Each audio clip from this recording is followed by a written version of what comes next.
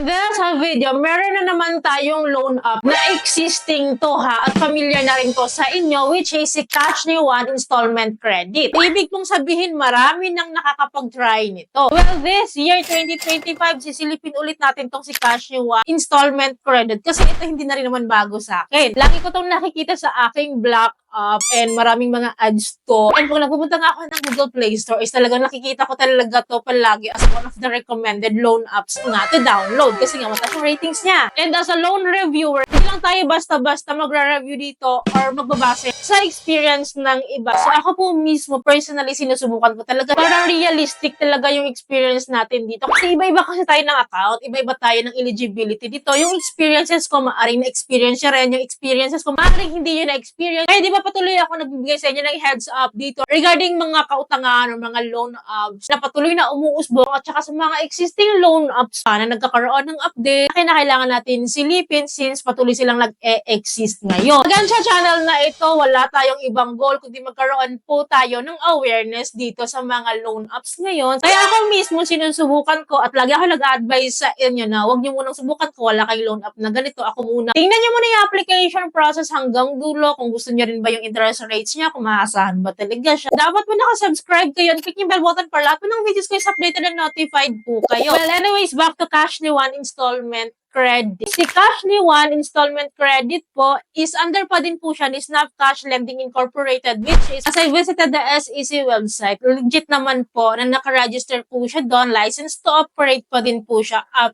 to now. Again, doesn't mean na okay nga siya. Kasi daming mga loan apps ngayon na licensed to operate, pero ligwak talaga. Sabi niya dito, no, makakapag-instant loan daw tayo dito. Then, easy and fast cash credit up to 50,000 pesos. So, let's see kung easy and fast credit nga siya. And ang mission po ni Cash Ni Juan Loan Up po is to provide us na in case po magkaroon daw po ng unexpected emergency, like kailangan mo ng tuition fees, pang bills, pang grocery, pang shopping, pang rent. So, maaasahan to natin to si Cash Ni Juan Credit. Pero malalaman natin yan kapag nasusubukan na natin, of course. In-install ko po yung app and then open natin. And then here po, meron siyang pa-repayment coupon worth 1,000 pesos maximum. So, got it natin to. And then dito nga po sa dashboard is again, meron siyang loan offer up to 50,000 pesos. But doesn't mean ito yung ibibigay sa atin. Lalo kapag first time pa lang po tayo nag-apply dito. So usually, ang binibigay sa atin is mababang amount lang. From that small amount, parang dun tayo pataas ng pataas. Depende po yun ha sa credit assessment nila sa atin. Well, anyways, wag na nating patagalin. Click na po natin tong apply now. And then here po, kailangan natin mag-sign up. Kasi wala naman tayong account dito. And then here po, we need to provide our mobile phone number. And then after that, kailangan natin i-enter yung 4-digit code na isasend po sa mobile phone number natin. And kapag na-enter na natin yan, kailangan natin mag-create naman ng password dito. Medyo unsecure yung 6-digit password ko dito. Isang number lang na same ha, 6-digit yon. And then chinek ko yung box ng loan and privacy agreement and then sign up tayo and then nag-proceed tayo dito. So, ibig sabihin kahit po may password tayo dito, weak masyado yung password no? Hindi sila strict masyado sa password. Napaka-weak niya. Then after that, since nakapag-sign up na tayo dito, so bumalik po tayo dito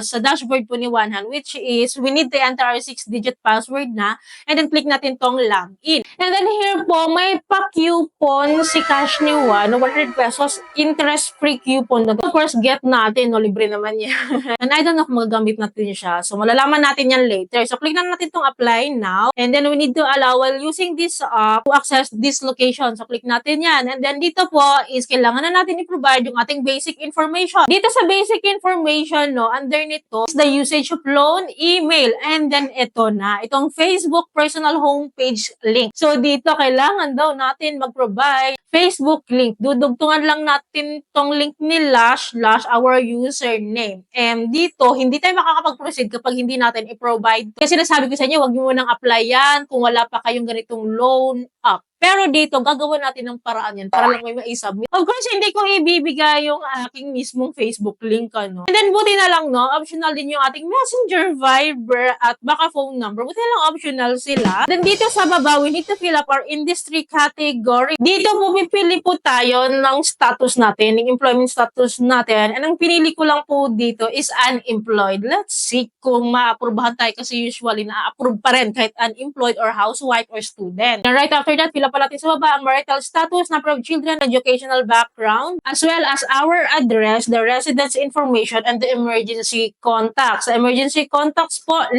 ang hinihingi nila. Ang dami, and then pwede po nating i-type manual, pwede rin po tayong mag-direct sa ating contact list or sa ating phone book list. Ang dami, alam niyo ba, nakakatamad mag-fill up sa mga contact information sa totoo lang, lalo kapag madami. Anyways, wala naman tayong magagawa kundi sumunod, so i-provide natin to. So after that is the authentication process na. So here, we need to provide our ID details, our facial recognition. Ito nga po pala yung mga IDs po na nare-require nila. Usually, government IDs po ito. So, pipili lang tayo ng isa po dito. Pipicturean po natin yung ating ID card. Front lang naman. We need to enter our ID number. Proceed po tayo sa facial recognition. Alam nyo na to kung anong gagawin. And then, sa baba po ng facial recognition, may mga personal details po dito na kailangan natin i-manual fill. After that, meron pa siyang references like our job information, proof of income daw, or payslip ba, or company ba, ID ba, yung mga ganun po yung nire-require niya dito. Pipicturean daw at i-upload. And then, after the job information is the business information naman. Dito naman, kailangan daw, meron tayong mga business info like business permit, barangay clearance, etc. And then, sa baba, payment vouchers of other platforms. So, ano to? Kasi na lang din is lahat naman to is optional naman. So, nakalagay dito, we can skip and we can submit din naman. So, in-skip ko po ito. Ang nakalagay dito, may warning siya. Ito daw kasing mga to is meron daw siyang 5%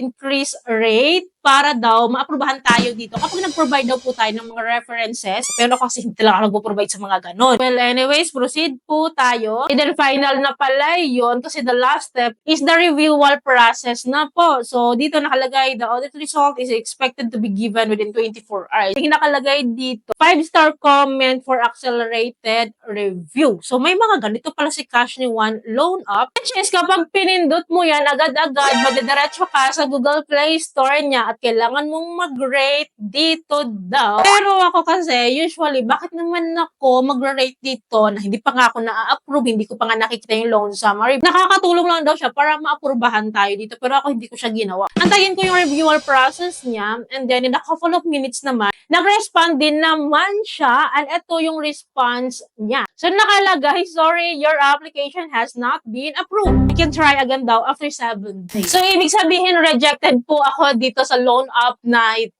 which is grabe naman yung standard niya. Kala mo naman talaga naman to loan up na ito, no? So, hindi na rin ako magtataka kung bakit ako mara-reject dito kasi unang-una dun sa employment status ko, sinabi ko din naman na unemployed ako. And dun sa Facebook ko nga, hindi ko binigay yung pangalan ko talaga. So, I don't know kung yun yung standard ni Cash ni One Credit kasi hindi naman siya auto-approve. Parang I don't know kung bine-verify pa nila yung mga information mo bago kanila offeran kung talagang totoo ba yung mga pinipil upan mo or talagang qualified ka po. Hindi siya system generated. Agad-agad ma-approve ka. Well, dito sa mga reviews sa Google Play Store, no, grabe din, no? Madami rin naman talagang solicited comments or ratings talaga dito, no? Kaya mataas yung ratings niya nga. Kasi nga, di ba, dahil dun sa accelerated review na yon na nakaka-increase daw siya ng approval rate. Kaya kung makikita mo dito sa bungad ng app talaga, puro positive lang. And bago lang to ha, nasa March 2025 lang yung iba. This year lang talaga to. So, mostly sa comment dito, ang pinipili ko talaga is yung mga latest talaga, like this year lang. Tulad nito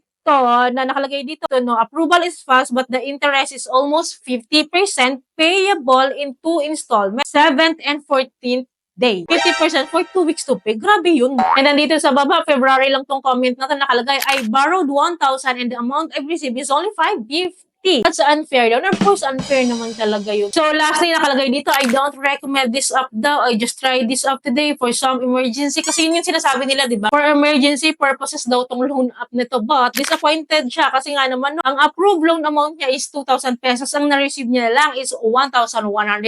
So, grabe, di ba? Ang laki ng binawas. By the way, sa 500,000 na naka-download lang sa loan app na ito. For sure, meron dito sa mga viewer ko, nakapag-try dito kay Cash ni One. Kumusta yung experiences nyo? Ano ba talagang katotohanan sa loan app na ito? Paki-comment down below po yung experiences nyo para aware po tayong lahat dito. So, yun lamang po. Ay, kung may natutunan kayo sa video, and thank you for watching this video. Bye!